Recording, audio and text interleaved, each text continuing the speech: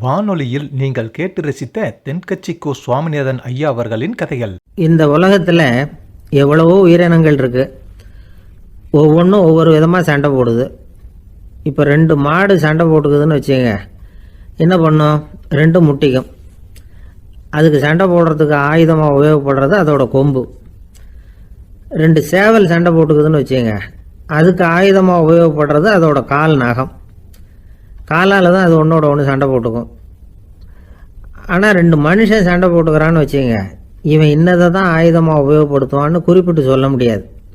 கல்லை எடுப்பான், கத்தி எடுப்பான், துப்பாக்கி எடுப்பான், என்ன வேணாலும் பண்ணுவான். வாயால் திட்டுவான், கையால் அடிப்பான், காலால் உதைப்பான், சகலகலா வல்லவன். விலங்குகள்லாம் பொதுவாக வாயை சாப்பிட்றதுக்கு மட்டும்தான் உபயோகப்படுத்துது. ஆனால் இவனுக்கு சாப்பிட்றதுக்கும் அதுதான், சாப்பிட்டு விட்டு திட்டுறதுக்கும் அதுதான். ஆனால் ஒரு விஷயத்தில் மட்டும் கெட்டிக்கிறேன். அதாவது நாம் சண்டை போட்டுக்கிட்டாலும் பரவாயில்லை, கோழிகள் சண்டை போடாமல் இருக்கணும் அப்படின்னு ஆசைப்படுறான். எதுக்காக? கோழிகள் சண்டை போடாமல் இருந்தால் நிறைய முட்டைகள் போடுமா, அதுக்காக தான் இந்த அக்கறை. கோழி பண்ணை வச்சுருக்கிறவங்களுக்கு இது ஒரு பெரிய பிரச்சனை. அதாவது பண்ணையில் இருக்கிற கோழிகளுக்குள்ளே அடிக்கடி சண்டை வந்துடும். அதனால் முட்டை உற்பத்தி குறைஞ்சிரும். சரி, இதுக்கு என்ன பண்ணுறது? பண்ணையில் போய் உட்காந்துக்கிட்டு தினமும் பஞ்சாயத்து பேசிகிட்டு இருக்க முடியுமா? அமெரிக்காவில் கோழி பண்ணை வச்சுருக்கிற ஒருத்தர் இதை பற்றி யோசனை பண்ணி பார்த்தாராம். ஒரு வழியையும் கண்டுபிடிச்சிருக்கார். கோழிக்கெல்லாம் மூக்கு கண்ணாடி மாட்டி விட்டுட்டோம்னா அது சண்டை போடுற குணம் குறைஞ்சிரும், முட்டை அதிகமாகிடும். அந்த கண்ணாடியில் உள்ள லென்ஸு சிவப்பு நிறத்தில் இருக்கணும், அவ்வளவுதான் அப்படின்னு அவர் கண்டுபிடிச்சாராம். இது ஏற்கனவே நடைமுறையில் கண்டுபிடிக்கப்பட்ட ஒரு விஷயம். ஆனால் எல்லா கோழிக்கும் சிவப்பு மூக்கு கண்ணாடி எப்படி மாட்டி விடுறது?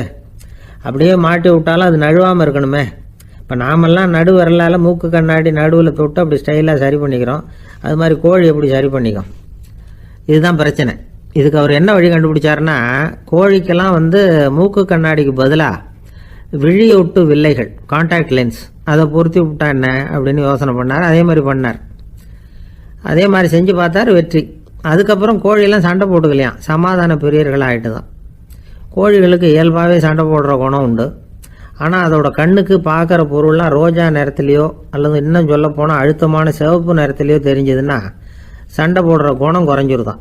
அந்த சமயத்தில் அது அதிகமாகவும் முட்டையிட ஆரம்பிச்சுடுதான். அதே நேரத்தில் இறை எடுக்கிறத கூட குறைச்சிக்குதான். இது ஏன் இப்படி பண்ணுதுங்கிறது விஞ்ஞானிகளுக்கு இன்னமும் புரியலையா. எப்படியோ அமெரிக்க கோழிகள்லாம் கான்டாக்ட் லென்ஸ் பொருத்திக்க ஆரம்பித்தாச்சு. கோழி கழுத்தை பிடிச்சிக்கிட்டு ஒரு சில வினாடிகளில் அதை பொருத்தி விட்றாங்களாம். கோழியோட ஆயுள் பூரா அது அப்படியே இருக்குமா. பண்ணையில் முட்டை உற்பத்தி குறைஞ்சா இது மாதிரி விஞ்ஞானபூர்வமாக பரிகாரம் தேடுறது தான் நல்லது. நமக்கு வேண்டியப்பட்ட ஒருத்தர், அவர் ஒரு கோழி பண்ணை வச்சுருந்தார். அந்த பண்ணையில் பாதி கோழி திடீர்னு செத்து போச்சு. உடனே ஒரு கால்நடை மருத்துவர்கிட்ட போக வேண்டியது தானே. அங்கே போகல, உள்ளூரில் மந்திரம் பண்ணிகிட்டு இருந்த ஒரு சாமியார்கிட்ட போனார். அவர் காலில் விழுந்தார். சாமி, என் பண்ணையில் பாதி கோழி செத்து போட்டுதுன்னார். சாமியார் யோசனை பண்ணார். சரி, பண்ணையில் வாசப்படி கிழக்கு பக்கமாக வச்சுருக்கியா மேற்கு பக்கமாக வச்சுருக்கியான்னு கேட்டார். கிழக்கு பக்கமாக இருக்குன்னார் அவர். அதுதான் தப்பு, மேற்கு பக்கமாக அதை மாற்று, சரியாக போடும்னாராம். அதே போல் அவர் போய் மாற்றிவிட்டார். அப்பவும் பாதி செத்து போச்சு. மறுபடியும் சொன்னார், சாமி, மறுபடியும் பாதி கோழி செத்து போட்டுதேன்னார். சரி, கூரை எப்படி போட்டிருக்க? ஓடு போட்டிருக்கியா இல்லை கீத்து போட்டிருக்கியான்னார். ஓடு போட்டிருக்கேன்னாராம் அவர். அதுதான் தப்பு, கீத்து போட்டுரும், சரியாக போடும்னாராம். சரின்னு போய் அதையும் மாற்றி பார்த்தார். மறுபடியும் போயிட்டது, கோழி செத்து போச்சு. வந்தார், மறுபடியும் பாதி செத்து போச்சு சாமின்னு வந்தார். இவரும் யோசனையை மாற்றி மாற்றி சொல்லிகிட்டே இருக்கிறார். இப்படி அவரும் மாற்றி மாற்றி பார்த்தார். 6வது தடவையாக அவரை தேடிட்டு வந்தார். அந்த சமயத்தில் இவர் ரொம்ப தீவிரமாக யோசனை பண்ணி பார்த்துட்டு, அது சரிப்பா, நீ என்கிட்ட சளைக்காமல் வந்துக்கிட்டு இருக்கிற, நானும் யோசனை சொல்லிகிட்டு இருக்கேன். இப்போவும் உங்ககிட்ட சொல்கிறதுக்கு என்கிட்ட யோசனை நிறையா இருக்குது. ஆனால் சோதிக்கிறதுக்கு உங்ககிட்ட கோழி இல்லையே, என்ன பண்ணுறது அப்படின்னாராம் இவர். ஒரு காடு, அங்கே புத்தர் அவர் பாட்டுக்கு நடந்து போய்கிட்டே இருக்கிறார். அவருக்கு பின்னாடி ஒரு குரங்கு, அதுவும் தொடர்ந்து வந்துக்கிட்டே இருக்குது. புத்தர் திரும்பி பார்த்தார். குரங்கு அப்படியே குதித்து உயர எழும்பி ஒரு கிளையில் போய் உக்காந்துது. ஏன் இப்படி பண்ணுறேன்னு கேட்டார் புத்தர். என்னை சாதாரணமாக நினைக்க வேணாம், நான் மகாமந்தி, என்னால் எல்லாம் முடியும், முடியாதுங்கிற வார்த்தையே என்னுடைய அகராதியில் கிடையாது, என்ன வேணும்னாலும் செய்வேன் அப்படின்னுது. அப்படின்னா ஒரு பந்தயம் வச்சுக்கலாமான்னாரு இவர். ஓ, வச்சுக்கலாமேன்னுது.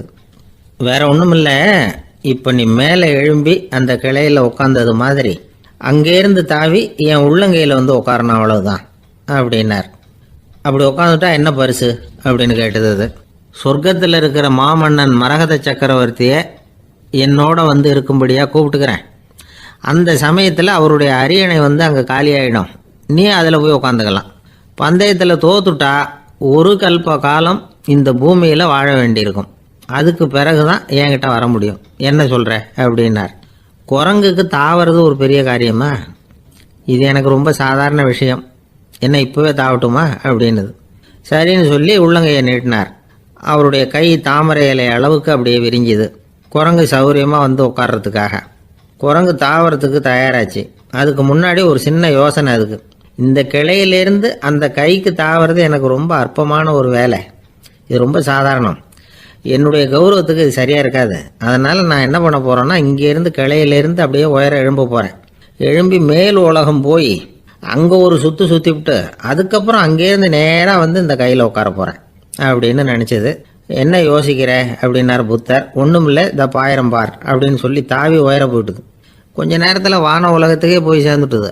அங்கே போய் பார்த்தா அங்கே ஒரு 5 பளிங்கு தூண்கள் இளம் சிவப்பு நிறத்தில் நின்றுக்கிட்டு இருக்குது. குரங்கு நினச்சிக்கிட்டுது, புத்தர்கிட்ட போய் இந்த பளிங்கு தூண்களை பார்த்தோம்னு சொன்னால் அப்படியே திகைச்சு போயிடுவார், இந்த தூணில் ஏதாவது அடையாளம் செஞ்சுட்டு போகணும் அப்படின்னு அந்த இடத்துல மிதந்துக்கிட்டே நினச்சிது. உடனே ஒரு தூணில் எழுதிச்சு. என்ன எழுதிச்சுன்னா, ஒரு மகா ஞானி இங்கே வந்துட்டு போகிறார் அப்படின்னு எழுதிச்சு. எழுதிவிட்டு அப்படியே கீழே தாவி வந்து புத்தரோட உள்ளங்கையில் உட்காந்துது. எப்படி பார்த்தீங்களா என்னுடைய வேலை? வான உலகத்துக்கே போய் அங்கே இருக்கிற 5 பளிங்கு தூண்களை பார்த்துட்டு அதில் நான் வந்த விவரத்தை எழுதி வச்சுட்டு அதுக்கப்புறம் இங்கே வந்திருக்கிறேன் அப்படின்னுது ரொம்ப பெருமையாக. அப்படியா அப்படின்னார் புத்தர். ஆமாம், சந்தேகமாக இருந்தால் வாங்க, அழைச்சிட்டு போய் காட்டுறேன் அப்படின்னுது அந்த குரங்கு. அதுக்கு தேவையில்லை, அப்படியே கொஞ்சம் கீழே குனிஞ்சு பார் தெரியும் அப்படின்னார் புத்தர். அங்கே பார்த்தா புத்தரோட உள்ளங்கை தெரிஞ்சுது. நல்லா உத்து பார்த்துது. அவரோட ஒரு விரலில் அது எழுதிய வாசகம் தெரிஞ்சுது. குரங்கு யோசனை பண்ணிச்சு, அப்படின்னா வானத்தில் நான் பார்த்தது புத்தரோட விரல்களா அப்படின்னு யோசிச்சுது. இதை புரிஞ்சுக்கிட்ட உடனே அந்த குரங்கோட கர்வம் அழிஞ்சு போச்சான். நம்ம மனசு தான் இந்த குரங்கு. மனம்ங்கிறதும் ஆணவம்ங்கிறதும் ஒரு நாணயத்தின் 2 பக்கங்கள். மனம் உள்ளவரை ஆணவமும் இருக்கும். மனம் அழிஞ்சாதான் ஆணவம் அழியும். மனம் அழிய வேண்டும் அப்படின்னு பெரியவங்க சொல்கிறது இந்த அர்த்தத்தில் தான். நம்ம ஆளுங்க சவால் விடுறதெல்லாம் வேறு மாதிரி. ஒருத்தன் ஒரு வாய்க்காலை தாண்டுறேன்னு பந்தயம் கட்டி தாண்ட முடியாமல் வாய்க்காலில் விழுந்து காலை உடச்சிக்கிட்டு கட்டு போட்டுக்கிட்டு வந்தான். ஏன்டா அப்படின்னு கேட்டாங்க. நான் பந்தயம் கட்டின நேரம் சரியில்லை அப்படின்னா. எப்படிறான்னு கேட்டிருக்காங்க. வாய்க்காலில் தண்ணி இருக்கிற நேரமாக பார்த்து பந்தயம் கட்டியிருக்கணும் அப்படின்னா. திபேத் நாட்டில் புத்த மடாலயங்கள் நிறைய உண்டு. அதுக்கு ஒரு தலைமையகமும் உண்டு. அது இந்த திபேத் தலைநகரம் லாசாவில் இருக்குது. ரொம்ப காலத்துக்கு அப்பால் அதை பற்றியெல்லாம் நிறைய விவரங்கள் எழுதி வச்சிருக்கிறாங்க. அது இப்போவும் நமக்கு கிடைக்குது. அதாவது ரொம்ப தூரத்துக்கு அந்தாண்ட மலைகளுக்கு நடுவில் ஒரு கிளை மடாலயம். அந்த மடத்தின் தலைவருக்கு வயசாயிட்டு தான். அதனால் தலைமை பொறுப்பை வேற ஒருத்தர்கிட்ட ஒப்படைக்கலாம் அப்படின்னு முடிவு பண்ணாராம். உடனே ஒரு லாமாவை கூப்பிட்டார். அவர் மூலமாக தலைமை மடாலயத்துக்கு செய்தி அனுப்புனார், பொருத்தமான வாரிசு ஒருத்தரை அனுப்பி வைக்கும்படியாக. அந்த வாலிப லாமா புறப்பட்டார். காடு மேடெல்லாம் நடந்து போகிறார். ரொம்ப நாள் கழித்து தலைமை பீடத்தை அடைஞ்சார். தலைமை குரு கிட்ட விவரத்தை சொன்னார். தகுதியான ஒருத்தரை அனுப்பி வச்சா அழைச்சிட்டு போகிறேன் அப்படின்னார். சரி, நாளைக்கு காலையில் நீங்கள் அவங்க எல்லாரையும் அழைச்சிட்டு போகலாம்னார் அவர். அவங்க எல்லாரையுமா? அங்கே தேவைப்படுறது ஒருத்தர் தானே அப்படின்னார் இவர். ஆமான்னார். அப்புறம் ஏன் எல்லாரையும் அழைச்சிட்டு போக சொல்கிறீங்கன்னார். அது இப்போ உனக்கு புரியாது. நான் ஒரு 100 பிக்குகளை அனுப்புகிறேன், அதாவது பிட்சுகளை. அவ்வளவு பேரையும் அங்கே வச்சு சமாளிக்க முடியாது அப்படின்னாரு இவர். இருந்தாலும் இப்போ அந்த தலைமை குரு என்ன சொன்னார்னா, அதை பற்றி கவலைப்படாத, நான் 100 பேரை அனுப்புகிறேன். அதில் 99 பேர் வழியிலேயே காணாமல் போடுவாங்க, ஒருத்தன் மட்டும்தான் வருவான். அவனும் அங்கே சேர்ந்துட்டானா நீ ரொம்ப கொடுத்து வச்சவன் அப்படின்னார். இவருக்கு ஒன்றும் புரியல. இருந்தாலும் மறுநாள் அந்த வாலிபலாமா 100 பேரை அழைச்சிக்கிட்டு புறப்பட்டார். போகிற வழியிலேயே பல பேர் அங்கங்கே பிச்சுக்கிட்டு போயிட்டாங்க. அவர் சொன்னது மாதிரியே வழியில் அவங்க ஊர்கள் இருந்தது தான் காரணம். அப்பா அம்மாவை பார்த்துட்டு வரேன் அப்படின்னு கொஞ்சம் பேர் போனாங்க. சொந்த பந்தத்தை பார்த்துட்டு வரேன் அப்படின்னு கொஞ்சம் பேர். ஒரு வாரம் ஆச்சு. இப்போ மிஞ்சினது 10 பேர் தான். வழியில் ஒரு நகரம், அங்கே சில பிட்சுக்கள் வந்து சந்திச்சாங்க. எங்கள் மடத்து தலைவர் இறந்துட்டார், உங்களில் யாராவது ஒருத்தர் எங்களுக்கு தலைவராக முடியுமா அப்படின்னு கேட்டாங்க. 10 பேரும் தயார். அதில் ஒருத்தரை அழைச்சிட்டு அவங்க போயிட்டாங்க. இன்னொரு ஊரில் சில பேர் வந்தாங்க, வழி மறிச்சாங்க. நில்லுங்க, எங்கள் மன்னர் மகளுக்கு திருமணம், அதை நடத்தி வைக்க 3 லாமாக்கள் தேவை அப்படின்னாங்க. இப்படி கொஞ்சம் கொஞ்சமாக எல்லாரும் காலி. கடைசியில் 2 பேரும் மிஞ்சினாங்க. அங்கே ஒரு இளம்பெண் எதிரில் வந்தா. எங்கள் அப்பா வேட்டைக்கு போயிருக்கிறாரு, இன்னும் திரும்பி வரல, வீட்டில் வேற யாரும் இல்லை, தனியாக இருக்க பயமாக இருக்குது, யாராவது ஒருத்தர் எனக்கு துணையாக இருக்கணும் அப்படின்னு கேட்டுக்கிட்டா. எங்கள் 2 பேரில் நீயே ஒருத்தரை தேர்ந்தெடுத்துக்கோ, இல்லைன்னா எங்களுக்குள்ளே சண்டை வந்துடும் அப்படின்னாங்க. இப்போ மிஞ்சினவர் ஒருத்தர், அவருக்கும் ஒரு சோதனை வந்தது. ஒரு தர்க்கவாதி எதிரில் வந்தான், உன்னோட வாதம் பண்ணணும்னா. இவனோட வாதம் பண்ணுறேன், அது முடிய ரொம்ப காலம் ஆகலாம், தர்க்கத்தில் நான் ஜெயிச்சா அங்கே வரேன், இல்லைன்னா இவருடைய சீடனை ஆயிடுவேன் அப்படின்னார் அவர். கடைசியாக அழைக்க வந்த வாலிபலாமா மட்டும் வெறும் கையோடு திரும்பி போனார். அங்கே இருந்த வயசான மடாதிபதி கேட்டார், எத்தனை பேர் அங்கேருந்து புறப்பட்டீங்கன்னார். என்னையும் சேர்த்து 101ன்னார் அவர்.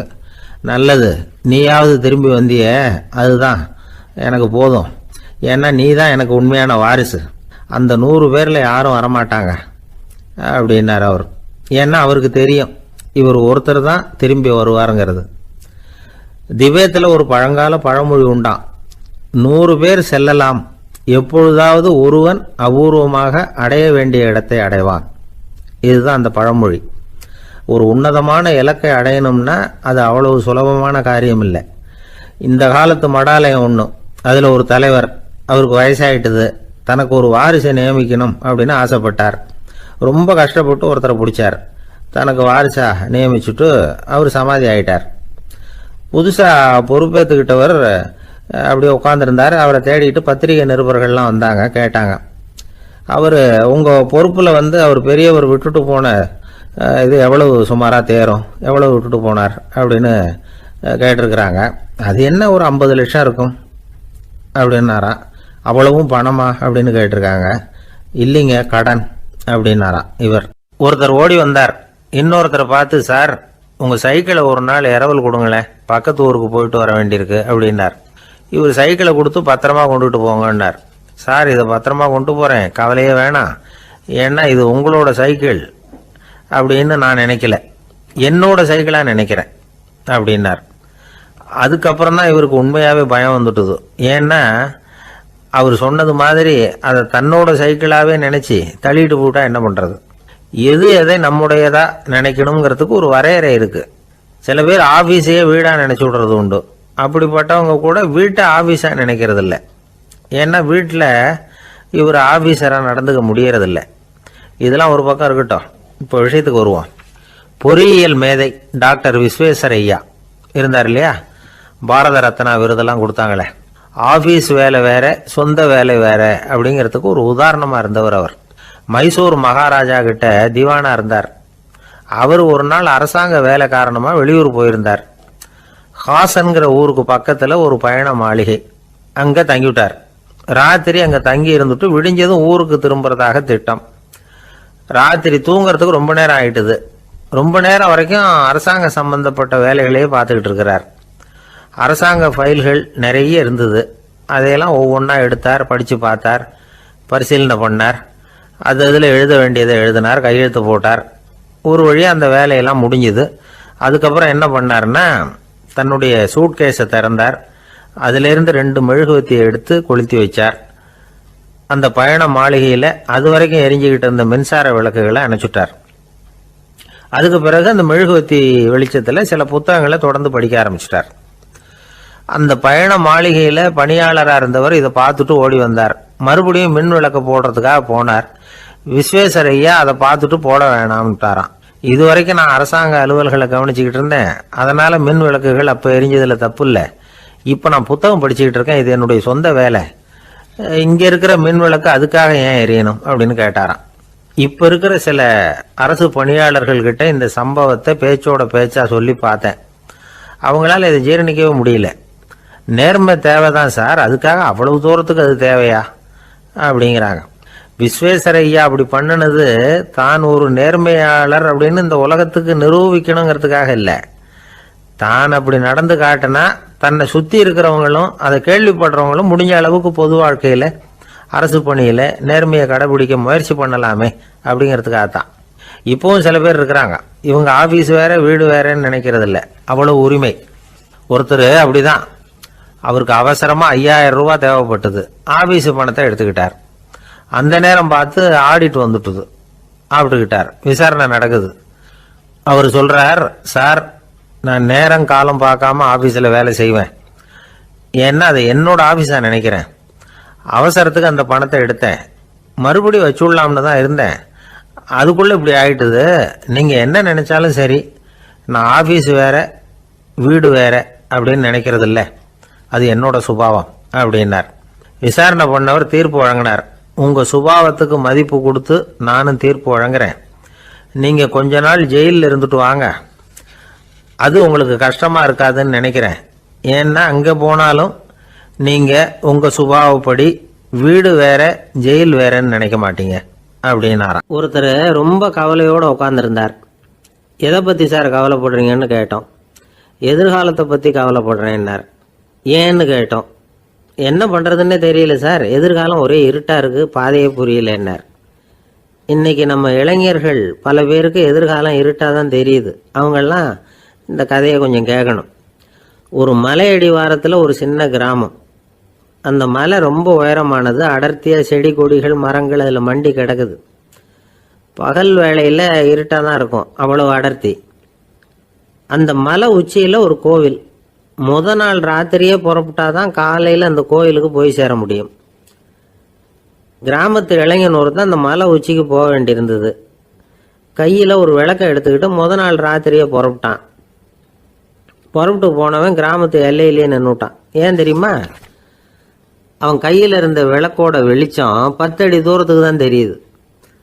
அது வரைக்கும் தான் பாதை தெளிவாக இருக்குது. அதுக்கு அப்பால எல்லாம் ஒரே இருட்டாக இருக்குது, பாதை புரியல. இவன் யோசனை பண்ணி பார்த்தான். மனசுக்குள்ள ஒரு சந்தேகம். 10 அடி தூரம் தானே வெளிச்சம் தெரியுது, அப்படின்னா நாம் 10 அடி தூரம் தானே போக முடியும். அதுக்கு அந்தாண்ட ஒரே இருட்டாக இருக்குதே, அதில் எப்படி நாம் நடந்து போகிறது? நாம் ரொம்ப தூரம் நடந்து போய் ஆகணுமே. அப்படிப்பட்ட நினப்பெல்லாம் அவனுக்கு வந்துட்டுது. இதுதான் அவன் மனசில் ஏற்பட்ட தயக்கம். இப்படி யோசிச்சுக்கிட்டே அந்த இளம் ஆசாமி புறப்பட்ட இடத்துலயே நின்றுக்கிட்டு இருக்கிறான். அந்த சமயத்தில் ஒரு வயசான பெரியவர் அந்த பக்கமாக வந்தார். அவர் கையில் இதை விட சின்னதாக ஒரு விளக்கு வச்சுருந்தார். அது எப்படின்னா அது ஒரு 5 அடி தூரத்துக்கு தான் வெளிச்சம் காட்டுது, அவ்வளவு சின்ன விளக்கு. அவரும் மலை உச்சிக்கு போகிறதுக்காக தான் வந்துக்கிட்டு இருக்கிறார். அவரை பார்த்து இவன் கேட்டான், என்ன பெரியவரே, இவ்வளவு சின்ன விளக்கை வச்சுக்கிட்டு அவ்வளவு தூரத்துக்கு எப்படி மலையேற போகிறீங்க அப்படின்னு கேட்டான். நீ ஏன் இப்படி தயங்கிட்டே நிற்கிறேன்னு கேட்டார் பெரியவர். என்கிட்ட இருக்கிற விளக்கு 10 அடி தூரத்துக்கு தான் பாதையை காட்டுதுன்னா. இப்போ பெரியவர் சொன்னார், தம்பி, உன் கையில் இருக்கிற விளக்கு கொடுக்குற வெளிச்சத்தை வச்சு நீ முதல்ல 10 அடி தூரம் முன்னாடி போ, 10வது அடியில் போய் நின்றுக்கிட்டு பாரு, மறுபடியும் ஒரு 10 அடி தூரத்துக்கு பாதை தெரியும். இப்படி உன் கையில் இருக்கிற விளக்கு தொடர்ந்து வெளிச்சம் காட்டிக்கிட்டே இருக்கும். நீ முன்னேற முன்னேற அந்த வெளிச்சமும் முன்னேறும். அதனால் எத்தனை கிலோமீட்டர் தூரம் வேணும்னாலும் நீ இந்த 10 அடி தூரம் வெளிச்சத்தை வச்சுக்கிட்டே நீ போயிடலாம், புறப்படு அப்படின்னார். இப்போ தான் அந்த பெரியவர் சொன்னது இளைஞனுக்கு பளிச்சுன்னு புரிஞ்சுதான். உடனே உற்சாகமாக புறப்பட்டான், உச்சிக்கு போய் சேர்ந்தான். இந்த கதையிலேருந்து நாம் புரிஞ்சிக்க வேண்டியது என்ன தெரியுமா? நீண்ட கால திட்டம் ஒன்று போடும் பொழுது நமக்கு முன்னாடி இருக்கிறத மறந்துட்டு மனசை போட்டு குழப்பிக்கக்கூடாது. உங்கள் கையில் என்ன இருக்கோ அதுலேயே உங்கள் எதிர்காலம் மறைஞ்சிருக்குது. கண் முன்னாடி தெரியறத வச்சு ஆரம்பிங்க, போக போக வழி தானாக புலப்படும் அப்படிங்கிறார் ஒரு பெரியவர். பெரிய பயணங்களையெல்லாம் இப்படி தான் நடத்த வேண்டியிருக்கும். ஒவ்வொரு அடியாக எடுத்து வச்சா ஓடி போய் சேர்ந்து விடலாம், மலைச்சி போய் நின்றுட்டா நின்றுக்கிட்டே இருக்க வேண்டியது தான். நம்ம ஆள்லாம் ரொம்ப மோசமாக இருக்கிறாங்க. ஒருத்தன் அப்படி தான் நீண்ட தூர பிரயாணம் ஒன்று புறப்பட்டான். ரயில் போய்கிட்டே இருந்தது. கொஞ்சம் தூரம் போச்சு, பாதி வழியில் கையில் வச்சுருந்த டிக்கெட்டை காற்றுல விட்டுட்டான். ஐயோ, என் டிக்கெட்டு போயிட்டுதே அப்படின்னு கத்த ஆரம்பிச்சுட்டான். பக்கத்தில் இருந்த பெரியவர் அவனை பார்த்து பரிதாபப்பட்டு, கவலைப்படாத தம்பி, போனால் போகுது, வேறு டிக்கெட் வாங்கிக்கலாம் அப்படின்னு ஆறுதல் சொன்னார். அதுக்கு அவன் சொல்கிறான், சார் நான் அதுக்காக அழலை, அந்த டிக்கெட்டு கிடைச்சா தானே நான் எந்த ஊருக்கு போகணுங்கிறது எனக்கு தெரியும் அப்படிங்கிறான். ஊரில் ஒரு ஆள் இருந்தான். அவனுக்கு ஒரே ஒரு மகள். அவளை நல்ல இடத்துல கட்டி கொடுக்கணும்னு ஆசைப்பட்டான். அதுக்காக மாப்பிள்ளை தேடிக்கிட்டு இருந்தான். அவன் கொஞ்சம் வசதியான ஆள். அதனால் நிறைய பேர் வந்தாங்க. இருந்தாலும் ஒரு நல்ல குணமுள்ள மாப்பிள்ளையாக இருக்கணும் அவன் எதிர்பார்த்தான். அப்படி இருக்கணும்னு தொடர்ந்து முயற்சி பண்ணான். கடைசியாக ஒரு 3 பேர் கிடைச்சாங்க. அந்த 3 பேரில் யாரை தேர்ந்தெடுக்கிறது, இதுதான் அவனுக்கு வந்த குழப்பம். இந்த நிலைமையில் ஒரு பெரியவரை தேடி போனான். அவர்கிட்ட தன்னுடைய பிரச்சனையை சொன்னான்.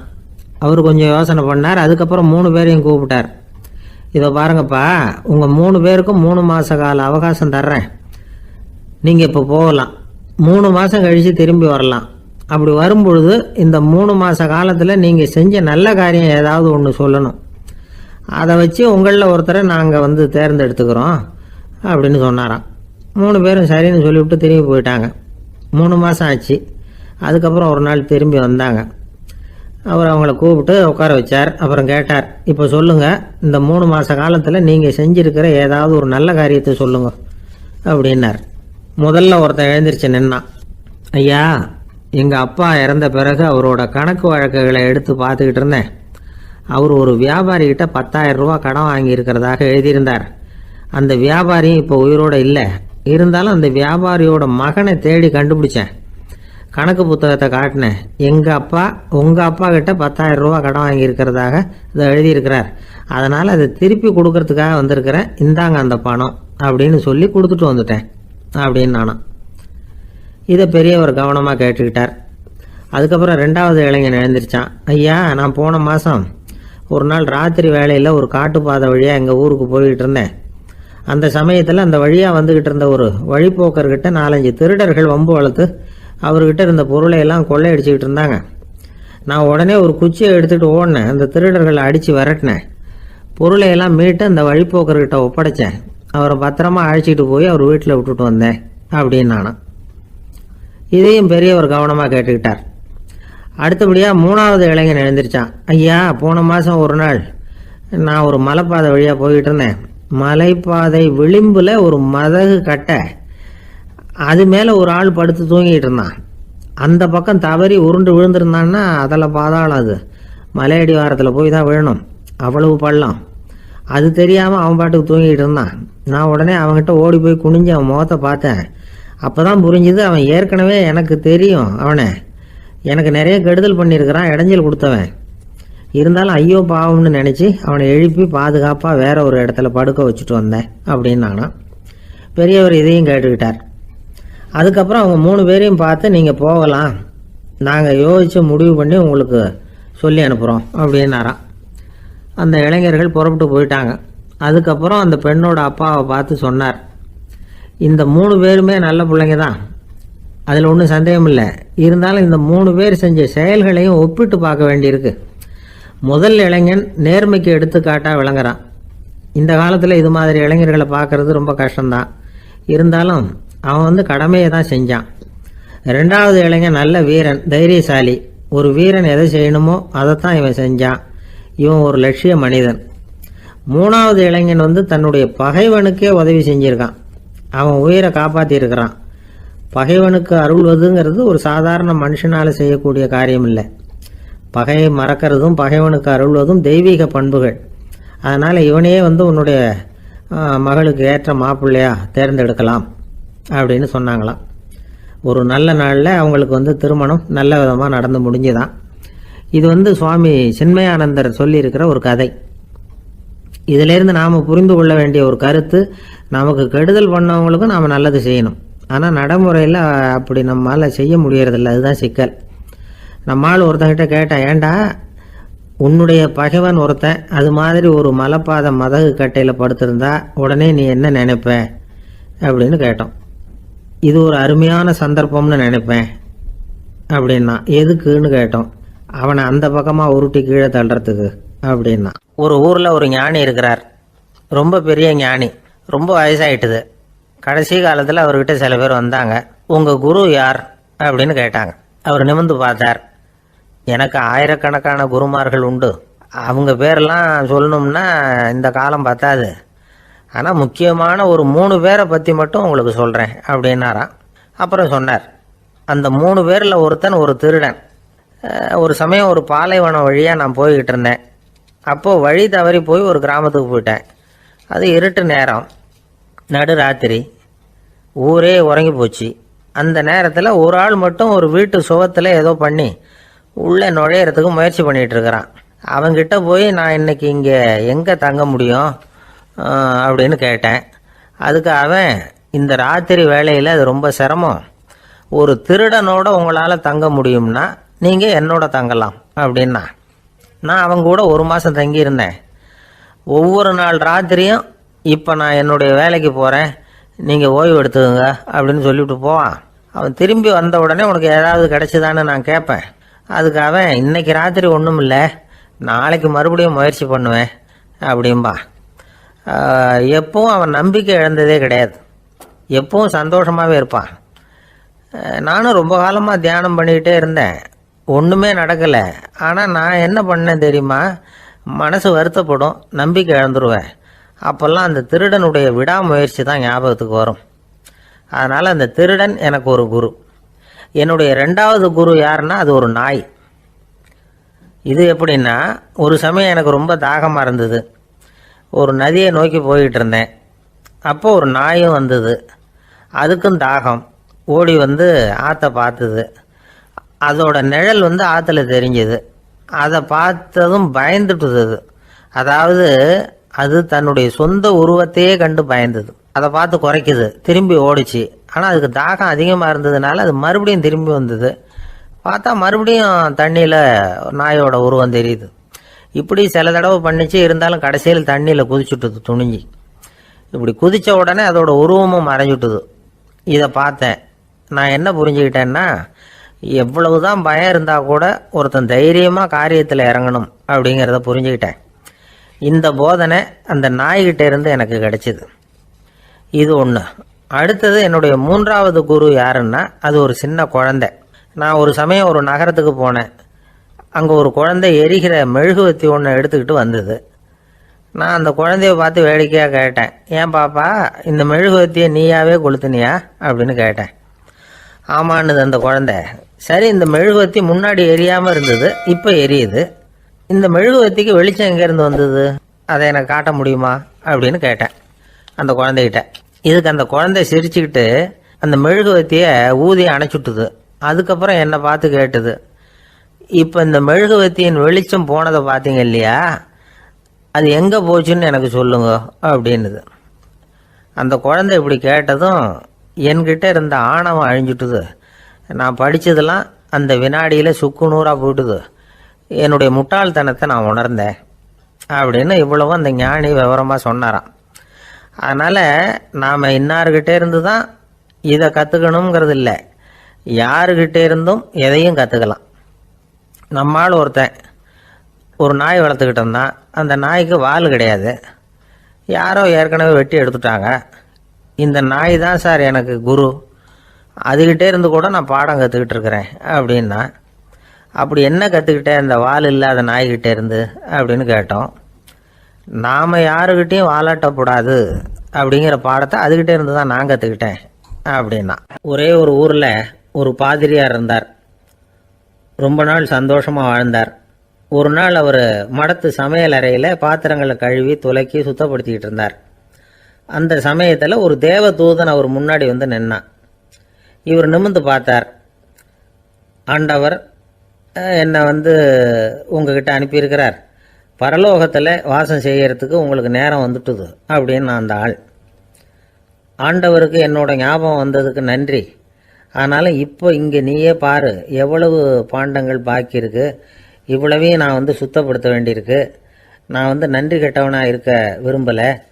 இந்த பணியை முடிக்கிற வரைக்கும் என்னுடைய பரலோக வாழ்வை தள்ளி வைக்க முடியுமா, நீ என்ன நினைக்கிற அப்படின்னு கேட்டார். தேவதூதன் தனக்கே உரிய விவேகத்தோட அன்போட பாதிரியாரை பார்த்தான். சரி, என்ன செய்யலாம்ங்கிறத அப்புறம் சொல்கிறேன் அப்படின்னு சொல்லிவிட்டு புறப்பட்டு போயிட்டான். ஒரு நாள் அந்த பாதிரியார் தோட்டத்தில் உள்ள களைகளை எல்லாம் ஒரு களை கொத்தியால் கொத்தி களை எடுத்துக்கிட்டு இருக்கிறார். அந்த சமயத்தில் இந்த தேவதூதன் மறுபடியும் அவர் முன்னாடி நிற்கிறான். பாதிரியார் பார்த்தார். இதை பாரு, இந்த தோட்டம் பூராவும் எவ்வளவு களை மண்டி கிடக்கு, பரலோகம் கொஞ்ச காலம் எனக்காக பொறுத்திருக்கலாம்னு நீ நினைக்கிறியா அப்படின்னு கேட்டார். தேவதூதன் சிரிச்சுக்கிட்டே மறுபடியும் மறைஞ்சிட்டான். மறுபடியும் அவர் களை எடுக்கிறது, தானிய களஞ்சியத்துக்கு வர்ணம் பூசுறது, இப்படிப்பட்ட வேலைகளில் ஈடுபட்டிருக்கார். இன்னொரு நாள் ஒரு மருத்துவமனையில் நோயாளிகளை கவனிச்சுக்கிட்டு ரொம்ப தீவிரமாக இருக்கிறார் அந்த பாதிரியார். ஒரு நோயாளியோட தாகத்துக்கு தண்ணீர் கொடுத்துட்டு நிமிர்ந்து பார்க்குறப்போ தேவதூதன் மறுபடியும் அவர் முன்னாடி வந்து நிற்கிறான். இந்த தடவை பாதிரியார் தன்னலமற்றவராக பேரன்பை காட்டக்கூடிய வகையில் தன்னுடைய 2 கைகளையும் உயர்த்தியபடி தேவதூதனின் கவனத்தை வந்து பிணியால் வாடக்கூடிய நோயாளிகளின் பக்கம் திருப்பினாராம். தேவதூதன் ஒன்றும் சொல்லலை, மறைஞ்சிட்டான். அன்னைக்கு சாயந்தரம் பாதிரியார் வந்து மடத்தில் உள்ள தன்னுடைய அறைக்கு போய் இளைப்பாறினார். யோசிச்சு பார்த்தார். தேவதூதனையும் தேவதூதனின் விருப்பத்தையும் பல நாள் தள்ளி போட்டு வந்ததையும் அவர் ரொம்ப நினச்சி பார்த்தார். திடீர்னு தான் வந்து முதுமை அடைகிறதையும் சோர்வு அடைகிறதையும் உணர்ந்தார். ஆண்டவரை நினச்சார். ஆண்டவரே, உம்முடைய தூதனை மறுபடியும் என்கிட்ட அனுப்புனா நான் சந்திக்கிறதுக்கு ஆவலாக இருக்கேன் அப்படின்னு சொல்கிறப்பவே தேவதூதன் பக்கத்தில் வந்து நின்னான். பாதிரியார் நிமிர்ந்து பார்த்தார். நீ இப்போவே என்னை அழைச்சிக்கிட்டு போக விரும்பினா நான் பரலோகத்துக்கு வர்றதுக்கு தயாராக இருக்கேன்னார். தேவதூதன் அந்த பாதிரியாரை அன்போடவும் விவேகத்தோடவும் பார்த்து, நீங்கள் வந்து என் கூட பரலோகத்துக்கு வர்ற தயாராக இருக்கிறதா சொல்கிறீங்க, ஆனால் நீங்கள் இது வரைக்கும் வேறு எங்கே இருந்ததா நினைக்கிறீங்க அப்படின்னானா. அப்படின்னா இது வரைக்கும் இருந்த இடம் தான் பரலோகம் அப்படிங்கிறத உணர்த்தியிருக்கிறான். பரலோகம்னா என்னென்னு புரிஞ்சுக்கிறதுக்கு இந்த சம்பவம் நமக்கு உதவியாக இருக்குது. தொண்டு செய்கிறத விட பெரிய செயல் வேறு எதுவும் இருக்க முடியாது. அது நம்ம மனசுக்கு கொடுக்குற சுகத்தை வேறு எதுவும் கொடுக்க முடியாது. நாம் தொண்டு செய்கிற இடம் தான் அந்த புண்ணிய இடம். ஆனால் இந்த காலத்துல எல்லாம் நாம் வந்து தொண்டு செய்யணும்னு நினச்சி ஏதாவது ஆரம்பித்தா கூட அதை ஒரு மாதிரியாக சுற்றி நின்று வேடிக்கை பார்க்க ஆரம்பிச்சிடுறாங்க. ஒரு பெரியவர் அப்படித்தான் ஒரு தொண்டு செஞ்சுக்கிட்டு இருந்தார். ஒரு கோவில் கட்டிக்கிட்டு இருந்தாங்க. அதில் ஒரு இடத்துல ஒரு பலகையை வச்சு ஆணி அடிக்கிற வேலையை செஞ்சுக்கிட்டு இருந்தார் அந்த பெரியவர். ஒரு சின்ன பையன் அதை ரொம்ப ஊக்கமாக அக்கறையாக கவனிச்சுக்கிட்டு இருந்தான். பெரியவர் இதை கவனித்தார்.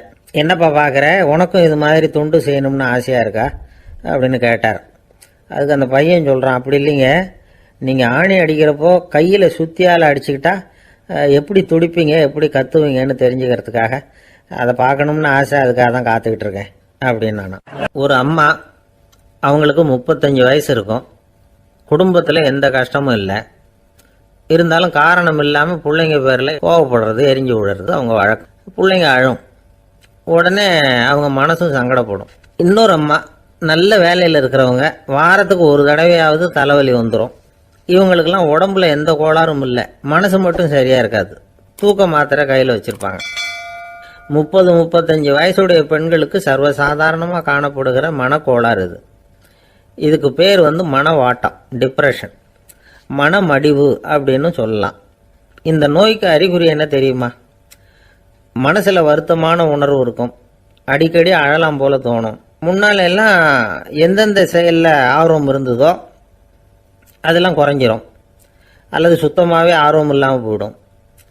சில பெண்கள் வந்து இளம் வயசில் பக்கத்தில் இருக்கிறவங்க கிட்ட கலகலப்பாக பேசுவாங்க, வீட்டை அலங்கரிக்கிறதுல ஆர்வம் இருக்கும். இப்போ அதில் எல்லாம் ஆர்வம் இல்லாமல் போயிடும். எந்த வேலை செஞ்சாலும் சீக்கிரம் களைப்பு அடைஞ்சுடுறது மாதிரி ஆகிடும். நமக்கு யாருமே உதவியாக இல்லை, நம்ம எல்லாரும் கை விட்டுட்டாங்க போல இருக்குதே அப்படிங்கிற உணர்வுலாம் உண்டாகும். தன்னைத்தானே குறை சொல்லிக்குவாங்க. நாம் தப்பு பண்ணிவிட்டோம் போல இருக்குதே அப்படின்னு தோணும். குற்றம் பண்ணிட்டதா நினச்சி கஷ்டப்படுவாங்க. பசி இருக்காது, தூக்கத்தில் தொந்தரவு இருக்கும். அடிக்கடி செத்து போடலாங்கிற உணர்வு வரும். தற்கொலை பண்ணிக்கலாங்கிற எண்ணம் உண்டாகும். சில பேர் தற்கொலை முயற்சியில் கூட ஈடுபடுவாங்க. சில பேருக்கு பலவிதமான உடல் வலிகள் இருக்கும், பலவீனம் இருக்கும், சீக்கிரமாக களைப்படைஞ்சு போடுவாங்க. இதெல்லாம் மனவாட்ட நோய்க்கான தன்மைகள். இந்த மனவாட்டம், அதாவது டிப்ரெஷனை வந்து 2 வகையாக பிரிக்கலாமா. ஒன்று தானாக உண்டாக்கிக்கிறது, இன்னொன்று எதிர் விளைவை உண்டு பண்ணுகிற அல்லது நரம்பு சம்பந்தப்பட்ட டிப்ரெஷன். தானாக உண்டாக்கிக்கிற மனவாட்ட நோய் இருக்கு பாருங்கள், அதுக்கு ஏதாவது சூழ்நிலை காரணமாக இருக்கலாம், அல்லது இல்லாமலும் போகலாம். மூளையில் வந்து டொப்பாமைன் அல்லது செரட்டோனின் இதோட அளவு வந்து குறையும் பொழுது இந்த டிப்ரெஷன் உண்டாகுது. இதுக்கு ஓரளவு பிறவி காரணங்கள் கூட இருக்கலாம். குடும்பத்தில் வேறு சிலருக்கும் வரலாம். பாதிக்கப்பட்ட பெண்ணை வந்து பார்க்குறதுக்கு பலவீனமாக தெரியும், கடுமையான குற்ற உணர்வு இருக்கும், தனியாக இருக்கிறதுக்கு ஆசைப்படுவாங்க, நடு ராத்திரியில் எழுந்திரிச்சு உட்காந்து கஷ்டப்பட்டுக்கிட்டு இருப்பாங்க. கொடூரமான முறையில் தற்கொலை பண்ணிக்க முயற்சி பண்ணுவாங்க. தீ வச்சுக்கிறது, அமிலத்தை குடிக்கிறது, தூக்கில் தொங்குறது, இப்படி தானாக வரவழைச்சிக்கிற மனவாட்ட நோய் வந்து மறையக்கூடிய நோய். ஒரு தடவை வந்தால் 3லேருந்து 6 மாதம் வரைக்கும் நீடிக்கும். இடைப்பட்ட காலங்களில் நோயாளி இயல்பாக இருப்பார். எதிர் விளைவை உண்டு பண்ணுகிற அல்லது நரம்பு சம்பந்தப்பட்ட மன வாட்ட நோய் எப்படின்னா, கணவன் மனைவி, மாமியார் மருமகள், இப்படிப்பட்ட உறவு முறை பிரச்சனைகள், தோல்விகள், எரிச்சல்கள், ஆபீஸ் பிரச்சனை, இப்படிப்பட்ட சூழ்நிலையால் உண்டாகிறது. எல்லாத்துக்கும் மருந்து இருக்குது, மார்க்கம் இருக்குது, கவலைப்பட வேண்டியதில்லை, தைரியமாக இருக்கணும். உளவியல் மருத்துவம் இதுக்கு ரொம்ப உபயோகமாக இருக்கும்.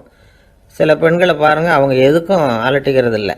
ஒரு அம்மா அப்படி தான் தன்னுடைய கணவனை அழைச்சிக்கிட்டு ஒரு மனநோய் மருத்துவர்கிட்ட வந்தாங்க. டாக்டர், எங்கள் வீட்டுக்காரர் திடீர்னு ஒரு மாதிரி ஆயிட்டார், வித்தியாசமாக நடந்துகிறார். எப்படின்னா, இவர் தன்னையே ஒரு ஒட்டடை பூச்சியாக நினச்சிக்கிட்டு இருக்கிறார். அப்படி நினச்சிக்கிட்டு தன்னுடைய தலையாலேயே வீட்டில் உள்ள ஒட்டடையெல்லாம் தொடச்சிக்கிட்டு இருக்கிறார் அப்படின்னாங்க. எவ்வளவு நாளாக அப்படி இருக்குதுன்னு கேட்டார் டாக்டர். 1 வாரமாக அப்படி இருக்குது அப்படின்னாங்க அந்த அம்மா. அப்படின்னா முன்னாடியே ஏன் அழைச்சிட்டு வரல அப்படின்னு கேட்டார் டாக்டர். வீடு பூரா சுத்தமாகட்டுமேனு பார்த்துக்கிட்டு இருந்தேன் டாக்டர் அப்படின்னாங்களாம் அந்த அம்மா. ஒருத்தர் சிகரெட்டும் கையுமா வந்தார்.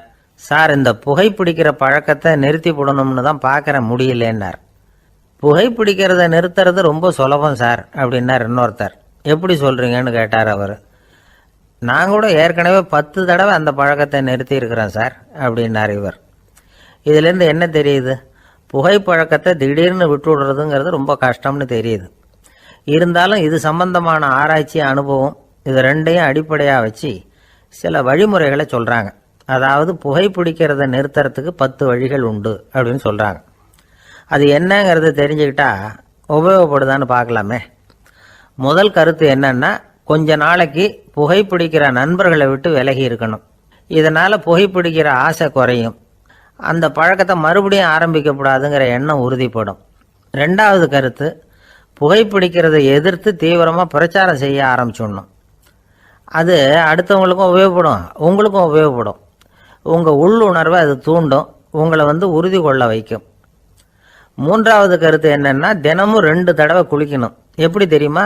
முதல்ல வெது வெதுப்பான தண்ணீர், அப்புறம் குளிர்ந்த தண்ணீர், இப்படி மாறி மாறி குளிக்கணுமா. 4வது கருத்து, உடற்பயிற்சிகள் செய்யணும். மூச்சு வாங்குற மாதிரியான பயிற்சிகள் ரொம்ப நல்லதான். பிராணாயாமம் அப்படிங்கிற மூச்சு பயிற்சி ரொம்ப நல்லதுங்கிறாங்க. அப்புறம் 5வது கருத்து, சாப்பாடு மிதமாக இருக்கணும், சீராக இருக்கணும். பச்சை காய்கறிகள், பழங்கள் சாப்பாட்டில் சேர்த்துக்கலாம். அடிக்கடி கொஞ்சம் கொஞ்சமாக சாப்பிட்டு ரத்தத்தில் சர்க்கரையின் அளவை பராமரிக்கணும். இது நரம்புகளை அமைதிப்படுத்தும். 6வது கருத்து என்னன்னா, ரொம்ப நேரம் பசியோடு இருக்கக்கூடாது.